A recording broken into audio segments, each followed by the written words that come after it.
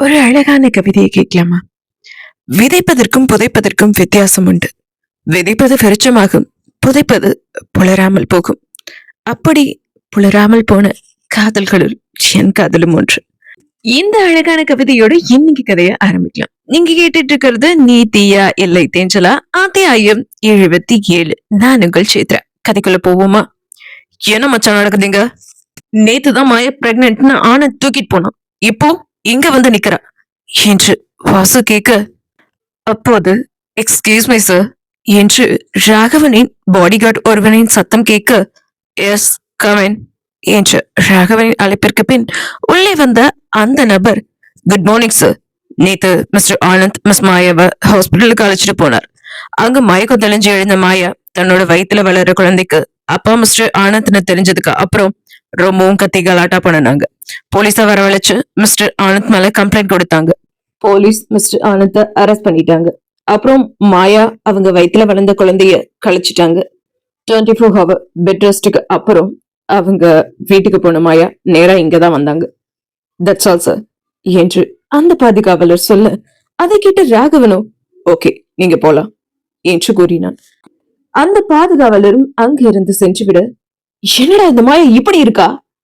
ஆனந்த் அந்த குழந்தையோட அப்பான்னு தெரிஞ்சதுக்கு அப்புறம் அவன் கூட வாழ்வா, கல்யாணம் பண்ணிப்பா, குழந்தைய பெத்துப்பான்னு நினைச்சா அவனை போலீஸ்ல புடிச்சு கொடுத்துட்டு குழந்தைய கழிச்சிட்டு வந்து நிக்கிறான் என்று வாசு அதிர்ச்சியாக கேட்க, அவ மாயா அப்படித்தான் இருப்பா.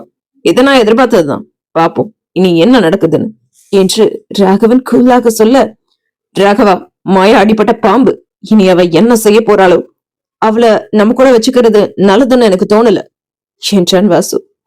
எதிரிய எதிரில வச்சுக்கிறத விட கூடவே வச்சுக்கிறது நல்லதுதான் வாசு. கூல், நான் பாத்துக்கிறேன் என்று ராகவன் கூறினான்.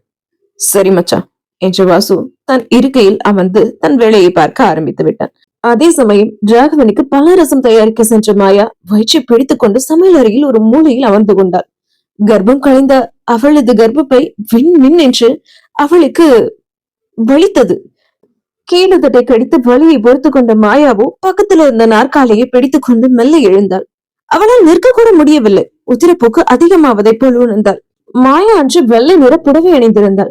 கருப்பு நிற கையில்லாத மேல் சட்டை அணிந்திருந்தாள். அவளின் உதிரம் அவள் மேனி கடந்து தரையில் வழிந்து ஓடியது. அதை பார்த்த மாயாவோ அடுத்த கணம் மயங்கி தரையில் சரிந்தாள். சஞ்சய்க்கு தண்ணீர் எடுத்து போவதற்காக அங்கே வந்த கடைநிலை ஊழியனும் மாயாவை பார்த்து அதிர்ந்து போனவன் உடனே ராகவன் அறைக்கு சென்று தகவல் சொல்ல, ராகவனும் வாசுவும் மாயாவை தேடி அடுப்படிக்கு வந்தனர்.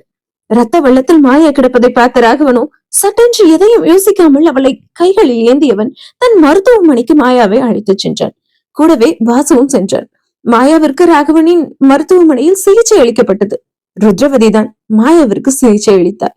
மாயாவிற்கு மருத்துவம் பார்த்து விட்டு வெளியே வந்த ருத்ரவதியிடம், என்னாச்சு, மாயா ஓகே தானே என்று ராகவன் கேட்க, ஓகே தான், ரொம்ப வீக்கா இருக்காங்க, ஒரு 2 நாள் ஹாஸ்பிட்டல்ல இருக்கட்டும், அப்புறம் வீட்டுக்கு அழைச்சிட்டு போனா நல்லது என்று ருத்ரவதி சொல்ல, ஓகே என்றான் ராகவன்.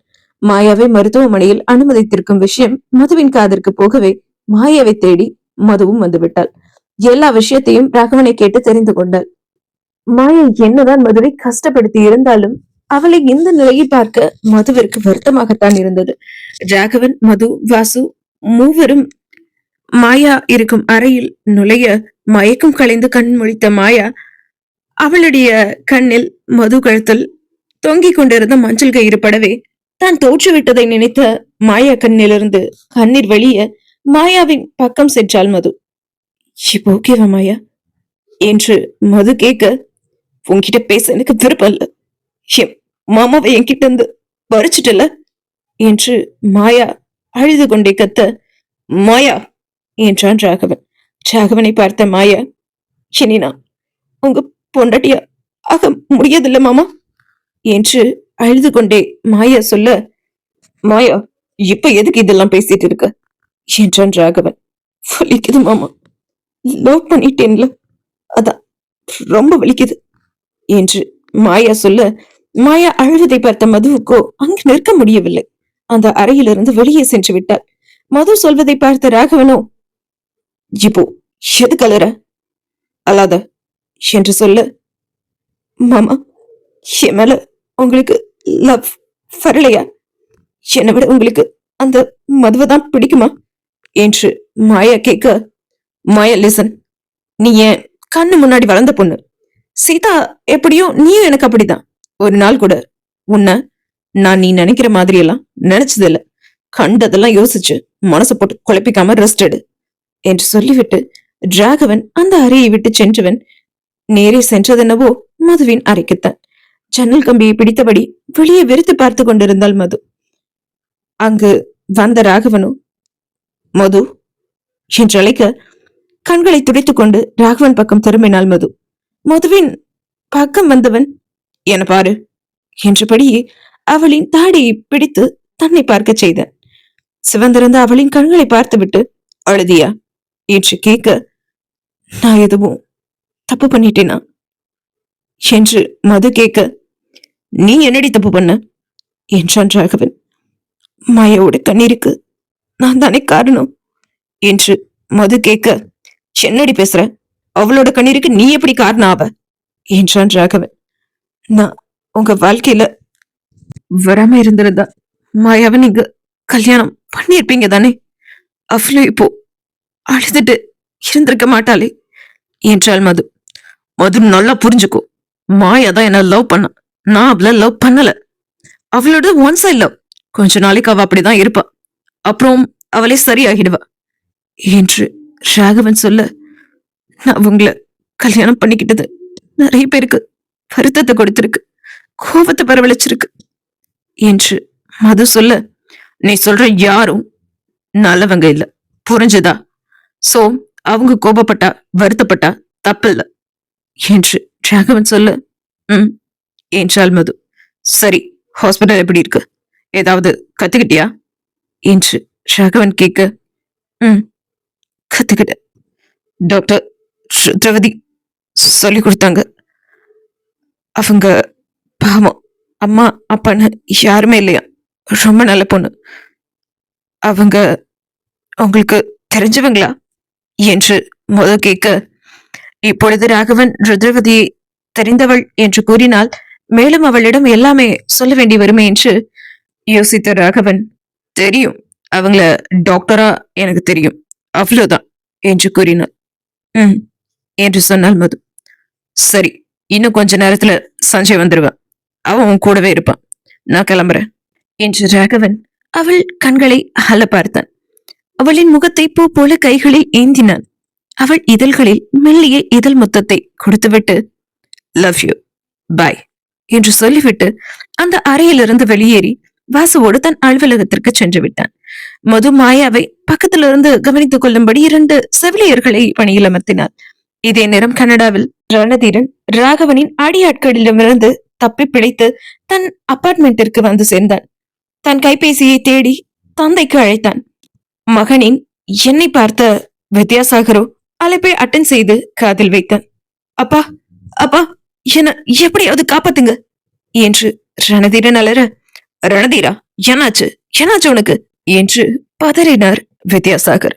அப்பா, அந்த மதுவை கொல்றதுக்கு முயற்சி பண்ணதால அந்த ராகவன் என்ன ஆளை வச்சு கடத்தி 24 மணி நேரமும் விடாம என்ன டார்ச்சர் பண்றான்ப்பா, எப்படியாவது என்ன காப்பாத்துங்க, செத்துடுவேன் போல என்று ரணதீரன் அலற, பைத்தியக்காரா, நான் அப்பவே சொன்னேன்ல, பேசாம அமைதியா இரு, எதுவும் பண்ணாதன்னு என்று வித்யாசாகர் மகனுக்கு திட்ட, அப்பா, நீங்க நீங்க நம்பர் 1 பொசிஷன்ல இருக்கீங்க, நான் மட்டும் 2வது பொசிஷன்ல இருந்தா இப்படி என்று ரணதீரன் கேட்க, டே, அந்த நம்பர் 1 பொசிஷன் நம்மோடது இல்ல, இந்த சொத்து நம்மோடது இல்ல, இது எல்லாத்துக்கும் சொந்தக்காரி அந்த மதுதான். அது புரியாம என்னென்னவோ பண்ணிட்டு இருக்கியடா, இதெல்லாம் முதல்லயே நான் உன்கிட்ட சொல்லி இருக்கணும், சொல்லாதது ஏன் தப்புதான் என்று வித்யாசாகர் சொல்ல, என்னப்பா சொல்றீங்க என்று அதிர்ந்தான் ரணதீரன். ரணதீரா, உண்மையை தாண்டா சொல்றேன், இந்த சொத்துக்கு உண்மையான வாரிசு இறந்துட்டார். இந்த செய்தி பெரிய எஜமானுக்கு போன அப்புறம் அவரும் நோய்வாய்ப்பட்டு இறந்துட்டார். அவர் இறப்புக்கு முன்னாடி அவரோட சொத்துக்கு பொறுப்பாளரா என் அப்பா இருந்தார். என் அப்பாவுக்கு அப்புறம் நான் இருக்கேன். ரகசிய ஆட்களை வச்சு இறந்து போன எஜமானோட மகனோட வாரிசு இருக்குதான்னு தேடினப்போ அப்போதான் தெரிஞ்சுக்கிட்டேன் உயிரோட இருக்கிறது என்று வித்யாசாகர் விவரிக்க, அதையெல்லாம் கேட்ட ரணதீரன், நான் பண்ணது தப்புதான்ப்பா, மன்னிச்சிடுங்க. இப்போ எப்படியாவது என்னை காப்பாத்துங்க. இப்போ ராகவனோட அடியாட்கிட்ட இருந்து தப்பி நான் அபார்ட்மெண்ட்டுக்கு வந்திருக்கேன். இன்னும் கொஞ்ச நேரத்துல எப்படியும் அவங்க என்ன தேடி வந்துருவாங்க. எப்படியாவது எனக்கு காப்பாத்துங்கப்பா என்று ரணதீரன் அழுது புலம்ப, சரிப்பா, நீ இருக்கிற இடத்துலயே பத்திரமா இரு, நான் ராகவன் கிட்ட பேசுறேன் என்ற வித்யாசாகர் அலைபேசியை வைத்துவிட்டு ராகவனின் அலுவலகத்தை நோக்கி விரைந்தார். பாதுகாவலர்கள் படை சூழ ராகவனின் அலுவலகத்திற்கு சென்ற வித்யாசாகர் அவர் ஒருவர் மட்டுமே ராகவனின் பிரம்மாண்ட அலுவலகத்திற்குள் நுழைந்தார். ராகவனின் அனுமதி கேட்டு உள்ளே நுழைந்த வித்யாசாகர் ராகவனின் பக்கம் சென்றார். வித்யாசாகரை பார்த்த ராகவன், வாங்க வித்யாசாகர், சொல்லாம கொள்ளாம திடீர்னு ஆபீஸ்க்கு வந்திருக்கீங்க. டீ, காஃபி, கூல்ட்ரிங்க்ஸ் ஏதாவது சாப்பிடுறீங்களா என்று கேட்க, சார் சார் என் பையனுக்கு உயிர் பிச்சை கொடுங்க சார் என்று ராகவனின் காலை பிடித்து விட்டார் வித்யாசாகர். இதை பார்த்து அங்கிருந்து வாசுவிற்கு அதிர்ச்சி. வித்யாசாகர் தன் காலில் விழுந்து கிடப்பதை பார்த்த ராகவன் வாசுவிடம் வித்யாசாகரை எழுப்பச் சொல்லி கண்ணை காட்ட, வாசுவும் ஓடி வந்து வித்யாசாகரை எழ வைத்தான். சார், என் பையன் புத்தி கெட்டு போய் பண்ணிட்டான் சார், மன்னிச்சிடுங்க சார். இனி அவன் உங்க பக்கமே வராதபடி நான் பாத்துக்கிறேன் சார். அது மட்டும் இல்லாம உங்க மனைவிக்கு உரிமையான எல்லா சொத்தையும் அவங்க கிட்டேயே ஒப்படைச்சிட்டு நானும் என் பையனும் கண் காணாத இடத்துக்கு போயிடுறோம் சார் என்று வித்யாசாகர் கெஞ்ச, கண் கெட்ட பின்னாடி சூரிய நமஸ்காரமா என்று ராகவன் உச்சகட்ட கோபத்தில் கத்த, சார், அவன் இனி மது மேடம் பக்கமே வரமாட்டான் சார். அப்படி எதுவும் பண்ணனானா என் கையாலேயே அவனை கொன்னுடுறேன் சார் என்று வித்யாசாகர் சொல்ல, என்ன சொன்னீங்க மிஸ்டர் வித்யாசாகர், திரும்ப சொல்லுங்க என்றபடியே தன் இருக்கையிலிருந்து எழுந்தான் ராகவன். என் பையன் மது மேடம்க்கு ஏதாவது பிரச்சனை கொடுத்தானா அவனை நானே கொன்னுடுறேன் சார் என்றான் வித்யாசாகர்.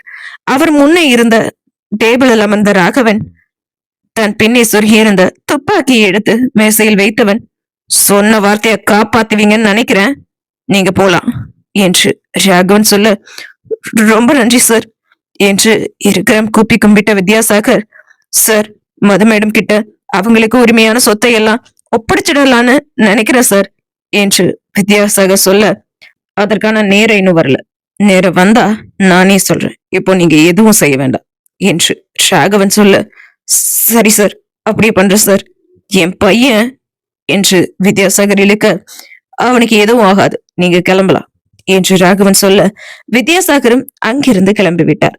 வாசு, நம்ம முக்கியமான வேலையை முடிக்க கிளம்பலாமா என்று ராகவன் கேட்க, கிளம்பலாம் மச்சான் என்றான் வாசு. மேசையிலிருந்து கிறிஸ்டலை எடுத்து தன் முதுகின் பின்னே சொருகிய ராகவன் காவலர்கள் படையோடு பெங்களூருவில் இருக்கும் தனது தனி பங்களாவிற்கு சென்றான். அந்த பங்களாவிற்குள் ராகவன் நுழைய, ஐயோ அம்மா, என்னை விட்டுருங்க என்று ஒருவனின் அலறல் சத்தம் கேட்க, ராகவனை பார்த்ததும் அடி வாங்கி கொண்டிருந்த ராகவன் வீட்டு வேலைக்காரர், ஐயா ராகவன் ஐயா, என்னை விட்டுட சொல்லுங்க ஐயா, தெரியாம நேத்து தோட்டத்துல நெருப்பு பத்த வச்சு குளிர் காஞ்சிட்டேன், அந்த நேரத்துல சஞ்சய் ஐயா அங்க வருவார்னு நான் நினைச்சு கூட பாக்கல ஐயா என்று ராகவன் காலை பிடித்து அவன் கதற, அவன் சட்டை காலரை பிடித்து தூக்கிய ராகவன், தெரியாம பண்ணன தப்புக்கு தண்டனை இருக்கு, தெரிஞ்சே பண்ண தப்புக்கு தண்டனை எல்லாம் இல்ல, உண்மையை சொல்லு என்று அவன் நெற்றியில் துப்பாக்கியை ராகவன் வைக்க, நடுங்கி போன வேலைக்காரனும், ஐயோ ஐயா, உண்மைய சொல்லிடுறையா, லதா அம்மா காசு கொடுத்து சஞ்சய் வர நேரமா பார்த்து நெருப்பு பத்த வைக்க சொன்னாங்க ஐயா, காசுக்கு ஆசைப்பட்டு இப்படி பண்ணிட்டா ஐயா என்று வேலைக்காரன் பதற, நீயும் முதலாளி லதாவும் விளையாடுனது என் தம்பியோட உயிரோட, உன்னை எப்படிடா என்னால விட முடியும் என்று ராகவன் அவன் நெற்றி போட்டில் துப்பாக்கி குண்டை இறக்க, இதுக்கு மேல என் குடும்பத்துக்கு எதிரா அவன் என்ன செஞ்சாலும் அவனுக்கு சாவு நிச்சயம்டா என்று கர்ஜித்த ராகவன் துப்பாக்கியை எடுத்து முதுகில் சொருகிவிட்டு அங்கிருந்து வெளியேறினான். காரில் ஏறி சென்ற ராகவனிடம், ராகவா, இவனை கொன்னுட்ட, லதாவை என்ன பண்ண போற என்று வாசு கேட்க, கூடிய சீக்கிரம் லதாவுக்கும் முடிவு கட்டுறேன், அதனால் ரொம்ப தூரத்துலலாம் இல்ல என்று சொல்லிவிட்டு ராகவன் காரில் ஏறிக்கொள்ள, வாசு மறுபக்கம் சென்று டிரைவர் சீட்டில் ஏறியவன் காரை எடுத்தான். இதே நேரம் திவ்யாவோ, இந்த சஞ்சய் என்னதான் பண்ணிட்டு இருக்கான், பார்த்துட்டு வருவோம் என்று அவனது கேபினுக்குள் ஒரு கோப்பை எடுத்துக்கொண்டு சென்றார். எக்ஸ்கியூஸ் மீ சஞ்சய் சார் என்று அவள் கேட்க, எஸ், கமெண்ட் என்றான் சஞ்சய். அவளை நிமிர்ந்து பார்க்காமலேயே. அவனின் பக்கம் சென்ற திவ்யாவோ, சார், இந்த இந்த இந்த ஃபைல்ல உங்க சைன் வேணும் என்று கேட்க, வச்சுட்டு போங்க, போட்டு வைக்கிறேன் என்றான் சஞ்சய். அப்பொழுதும் திவ்யாவை அவன் நிமிர்ந்து பார்க்கவே இல்லை. நிமிர்ந்து பார்க்காமல் வேறொரு கோப்பில் கையெழுத்திட்டபடியே அவன் இருக்க, நிமிர்ந்து பார்க்க மாட்டியா, இப்போ பார்க்க வைக்கிறேன் பாரு என்று தன் கையில் இருந்த கோப்பை மேசையின் மேல் வைத்தவள் 2 அடி எடுத்து வைத்தாள். ஐயோ அம்மா, காலு வலிக்குதே, என்னால முடியலையே, ஏதோ கொத்திடுச்சு போலையே என்று தரையில் அமர்ந்து கொண்டாள் திவ்யா. திவ்யா கத்தியதை பார்த்து பதறிய சஞ்சயும், திவ்யா என்னாச்சு, என்னடையாச்சு என்றபடியே அவள் பக்கத்தில் சென்றான். என் முகத்தை பார்க்காம வேலை பாக்குற, வேலை பார்த்துட்டு இருந்தல, இப்போ எப்படி என்ன பார்த்து பேச வச்சேன் பாத்தியா என்று நினைத்த திவ்யா, சஞ்சய், கால ஏதோ குத்திருச்சு போல, ஒலிக்குது, ஆ ஆ என்று திவ்யா கத்த, ஷிரடி பாக்குற என்று சஞ்சய் தரையில் அமர்ந்தவன் அவள் காலை தூக்கி தன் மடி மீது வைத்து பார்த்தான். செருப்பு போடாம உனக்கு யார் ஆபீஸ்ல நடக்க சொன்னது என்று திட்டிக்கொண்டே அவளது 2 காலையும் பார்த்தான். அவளது வலது காலில் குண்டூசி குத்தி இருந்தது. வேண்டுமென்றே குண்டூசியின் மீது காலை வைத்தாள் திவ்யா. தனக்கு தானே வலியையும் ஏற்படுத்திக் கொண்டாள். குண்டூசி குத்தி இருக்கு, தரையை பார்த்து நடக்க மாட்டியா என்று திட்டிக்கொண்டே திவ்யாவின் காலில் குத்தி இருந்த குண்டூசியை அகற்றினான் சஞ்சய். ஆ, ரொம்ப வலிக்குது சஞ்சய் என்று திவ்யா சொல்ல, கொஞ்சம் பொறுத்து கொடி என்று சொன்ன சஞ்சய் அவள் காலில் தன் கைக்குட்டையை எடுத்து வைத்து கட்டினான். சஞ்சய், குண்டூசி எங்க என்று திவ்யா கேட்க, எதுக்கு என்றான் சஞ்சய். கூட என்று அவன் கையில் இருந்த குண்டூசியை பிடுங்கின திவ்யா தன் 2 விரலில் குண்டூசியை பிடித்துக்கொண்டு, தேங்க்யூ குண்டூசி என்றார். அவளை புருவம் சிறுங்க புரியாமல் பார்த்து கொண்டிருந்த சஞ்சயிடம், என்ன அப்படி பாக்குற, காலையில என் கூட நீ சரியாவே பேசல, எங்கேயும் ஆபீஸ்லயும் என் கூட நீ பேசவே இல்லை, சோ உன்னை என் கூட பேச வைக்கிறதுக்காக தான் குண்டூசி மேல தெரிஞ்சே காலை வச்சேன், எப்படி என்று திவ்யா சொல்ல, அவளை முறைத்துவிட்டு விருட்டென்று எழுந்த சஞ்சய் மேசை மேலிருந்து தன் கைபேசியை எடுத்துக்கொண்டு வெளியேற போனவனின் கையை பிடித்தாள் திவ்யா. இன்னைக்கு நான் கார் எடுத்துட்டு வரல, நீதான் என்ன பிக்கப் பண்ணணும் என்று திவ்யா சொல்ல, அவளின் கையில் இருந்து தன் கையை உருவின சஞ்சய், என்னால முடியாது, ஆட்டோ புடிச்சு போ என்று சொல்லிவிட்டு விறுவிறுவென்று வெளியேறிவிட்டான். திவ்யா விடுவாளா? அவன் பின்னாடியே சென்ற திவ்யா கார் பார்க்கிங்கில் காரை ஸ்டார்ட் செய்து கொண்டிருந்த சஞ்சயின் பக்கம் போய் காரில் இருந்த கீயை அவன் அசந்த நேரமாய் பார்த்து எடுத்துக்கொண்டு திரும்பி நடக்க, ஹே, கீய கொடுடி என்றான் சஞ்சய். பிக்கப் பண்றேன்னு சொல்லு, கொடுக்கறேன் என்று திவ்யா சொல்லிக் கொண்டே திரும்ப, அவனோ தன்னிடமிருந்த இன்னொரு சாவியை கொண்டு காரை ஸ்டார்ட் செய்தான். சஞ்சய் என்று அவனின் பக்கம் சென்ற திவ்யா, ஈவினிங் நீதான் வந்து என்ன பிக்கப் பண்ணணும், நீ மட்டும் வரலன்னா இங்கிருந்து நான் நகரவே மாட்டேன் என்று திவ்யா சொல்ல, அதை காதில் வாங்காமல் சஞ்சய் சென்று விட்டான். தன்னால் திவ்யாவுக்கு எதுவும் ஆகிவிடுமோ என்ற பயத்தில் திவ்யாவை விட்டு விலக சஞ்சய் எண்ணுகிறான். தனக்கு என்ன ஆனாலும் சஞ்சயை விட்டு விலக கூடாது என்று திவ்யா எண்ணுகிறார். தெரியாமல் கூட ஒருவரை ஒருவர் காயப்படுத்தி விடக்கூடாது என்றென்னும் காதலர்கள் கிடைப்பது கூட ஒரு வரம்தான். மருத்துவமனையில் கோப்புகளை புரட்டி கொண்டிருந்தாள் மது. அவள் அறையில் அவசரமாக ருத்ரவதி ஓடி வந்தாள்.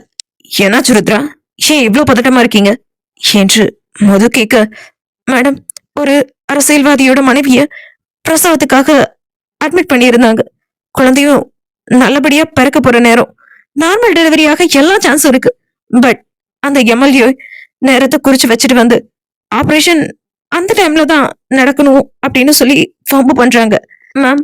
எம்எல்ஏ சொன்னதை கேட்கலன்னா ஹாஸ்பிட்டல்லையே கொழுத்து போன்னு மிரட்டுறாங்க மேம் என்று ருத்ரவதி சொல்ல, சம்பந்தப்பட்ட பொண்ணுகிட்ட ஆபரேஷன் பண்ண சம்மதமான கேட்டீங்களா ருத்ரா என்று மத கேட்க, கேட்டேன் மேம், அவங்களுக்கு நார்மல் டெலிவரி பண்ணதான் இஷ்டம் என்று ருத்ரா சொல்ல, சரி, யாரு பிரச்சனை பண்றாங்களோ அவங்கள என்ன வந்து பார்க்க சொல்லுங்க என்று மது கூற, ருத்ரவதி கையை பிசைந்து கொண்டு நின்றாள்.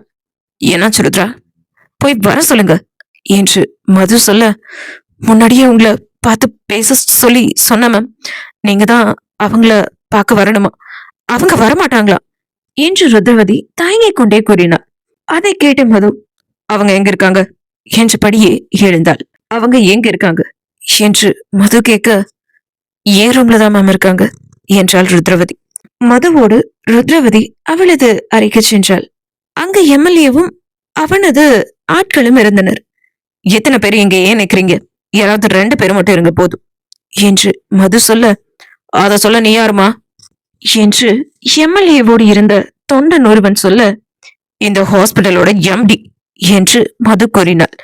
அட, இவ்வளவு சின்ன வயசுல இவ்வளவு பெரிய ஹாஸ்பிட்டலுக்கு எம்டியா என்றபடியே எழுந்த எம்எல்ஏ அவனது அடியாட்களிடம் வெளியே போக சொல்லி கண்ணை காட்ட அவர்களும் அங்கிருந்து கிளம்பினர். அவர்கள் வெளியே சென்ற பிறகு, சொல்லுங்க சார், உங்களுக்கு என்ன பிரச்சனை என்றால் மது. எங்க பாருங்க மேடம், இன்னைக்கு சாயங்காலம் 4:30 இருந்து 5:30 வரைக்கும் ரொம்ப நல்ல நேரம். அந்த டைம்ல என் பொண்டாட்டி பிள்ளைய பெக்கணும். அந்த நேரத்துல எனக்கு பிள்ளை பிறந்தாதான் என்னோட எம்எல்ஏ பதவி எனக்கு நிலைச்சு நிக்கும். அத பண்ண சொன்னா இந்த டாக்டர் அம்மா முடியாதுன்னு சொல்றாங்க என்று எம்எல்ஏ சொல்லிக் கொண்டிருக்கும் போதே ஸ்கிரீனுக்கு அந்த பக்கம் இருந்த எம்எல்ஏவின் மனைவி கத்த ஆரம்பித்து விட்டாள். ஐயோ அம்மா, வலிக்குது, ரொம்ப வலிக்குது என்று கத்த ஆரம்பித்து விட்டாள்.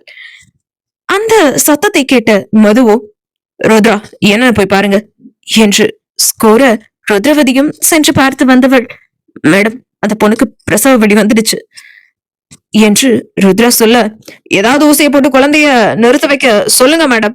நான் சொன்ன நேரம் இல்லாம வேற நேரத்துல குழந்தை பிறந்துச்சு, ஹாஸ்பிட்டலையே கொளுத்திடுவேன் என்று எம்எல்ஏ மிரட்ட, சார் அப்படியெல்லாம் பண்ண முடியாது.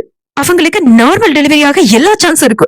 அப்படி இருக்க எப்படி ஆபரேஷன் எல்லாம் பண்ண முடியும் என்று மது கேட்க, அதெல்லாம் எனக்கு தெரியாது மேடம். 4:30 இருந்து 5:30 என் புள்ள பிறக்கணும்.